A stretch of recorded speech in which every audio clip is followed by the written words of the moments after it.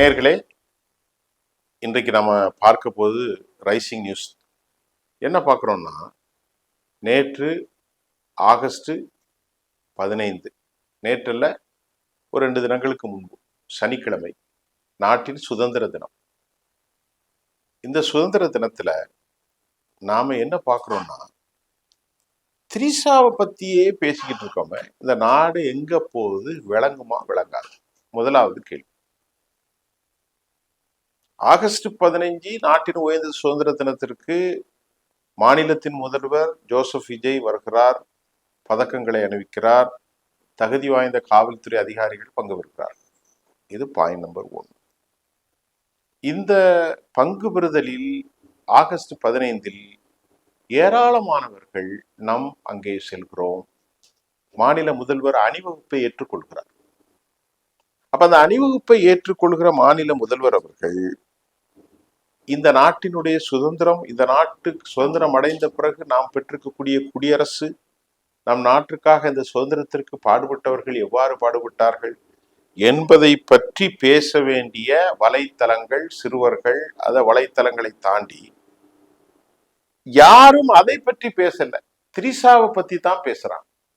நேற்று பலர், இது திமுக காரன் வெளியிட்டான், அதிமுக காரன் வெளியிட்டான், பாஜக காரன் ஐடி தளத்திலிருந்து வெளியிட்டார்கள். இதெல்லாம் நமக்கு தேவையில்லை. நம்முடைய தேவை இங்கே என்னவென்றால், நான் திருப்பி திருப்பி சொல்றது, நம்முடைய தேவை என்னவென்றால், முதலமைச்சர் என்பவர் பொது உடைமைவாதி, அவர் அனைவருக்குமானவர். முதலமைச்சர் ஜோசப் விஜய் அனைவருக்குமானவர். அவர் இண்டிவிஜுவல் கிடையாது.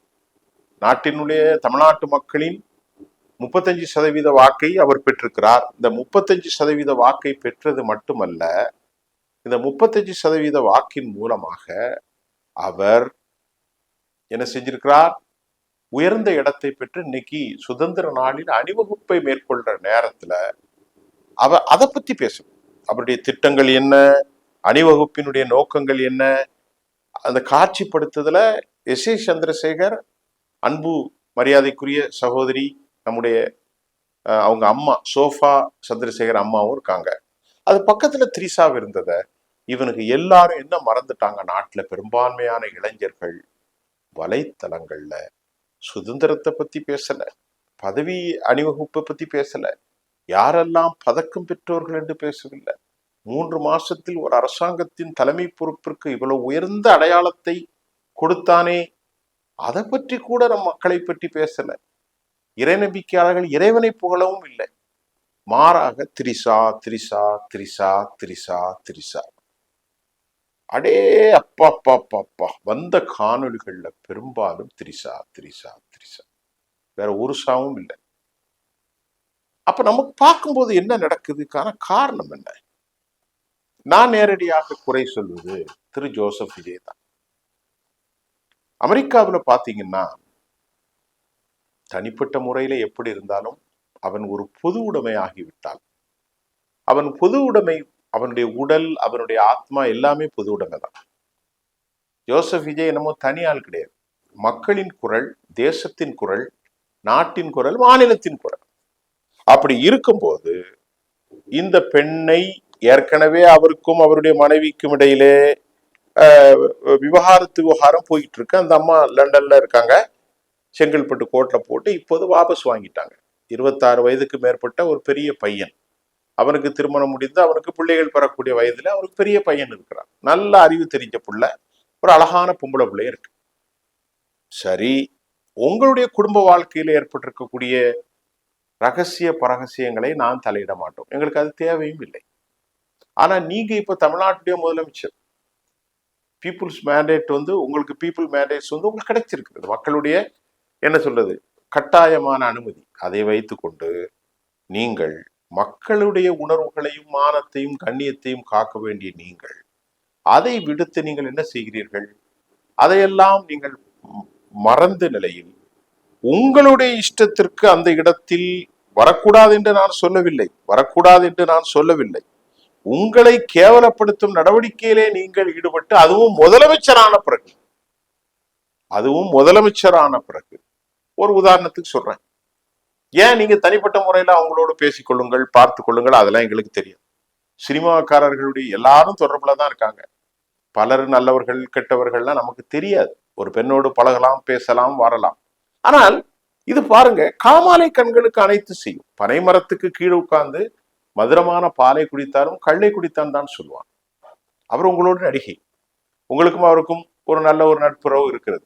ஆனால் நீங்கள் என்ன செய்கிறீர்கள்? வேண்டுமென்றே உங்க மனைவிக்காக செங்கல்பட்டு கோர்ட்ல கடுமையான போக்கான விசாரணை சென்று கொண்டிருக்கிற போது நீங்க என்ன பண்றீங்க? நேரடியாக வேண்டுமென்றே இந்த திரிஷாவை கூப்பிட்டு கொண்டு ஒரு திருமணத்துல போய் பங்கேற்கிறாங்க. அவர் பேர் கல்பாத்தி என்ன ஒரு மார்வாடி, அவர் பினான்சியர். அவருடைய கல்யாணத்தில் போய் இருக்கும்போது 2 பேரும் ஒரே கலர்ல சாரி, இவர் அதே கலர்ல ஷர்ட், அதே கலர்ல வேஷ்டி. தமிழ்நாட்டு முதலமைச்சர்ல அப்போ ஒரு மனைவி ஆயிட்டு நீங்க கூட்டு போனா பரவாயில்ல. இப்ப என்ன சொல்ல போறீங்க இந்த தமிழ் சமூகத்துக்கு? அதான் ரொம்ப கஷ்டம். இப்ப இந்த மாதிரி பேச்சை நம்ம அவாய்ட் பண்ணணும்ல. இப்போ உங்களுடைய கண்ணிய குறவு எங்களுக்கு கண்ணிய குறவு தானே. எங்களுடைய முதலமைச்சர், நாம் அவரை சொல்லவில்லை, அவருக்காக தவறான உறவு இருக்குதுன்னு பேசவில்லை. அது தேவையில்லை. அதுல யாருக்கும் தெரியாது. கற்பனையாக கிளப்பி விடுவதற்கெல்லாம் நாம் பேசக்கூடாது அப்படி நான் நினைக்கவில்லை. ஆனால் கல்பாத்தி அவர்களுடைய திருமண விழாவுக்கு அதே போல சந்தன கலர் ஆடை அணிந்து கொண்டிருக்கிறார், வேஷ்டி கட்டியிருக்கிறார், அவரும் கட்டியிருக்கிறார், அந்த அம்மாவும் கட்டியிருக்கிறாங்க. போய் நின்று போக்கையை கொடுக்கிறீர்கள். 2வது சம்பவம் அஜித்துடைய மரணம். அஜித் அம்மாவுடைய மரணம். அஜித்தினுடைய அம்மாவுடைய மரணம், அதுல போய் நீங்க போறீங்க, தப்பு இல்லை. 2 பேரும் போறோங்க. ஏன் நீங்க முதல்ல போங்க, அவங்க போறாங்க. அப்ப என்ன நினைக்கும் செய்திகள்? சும்மையே நம்ம ஆட்கள் ரெடியா இருப்பான்.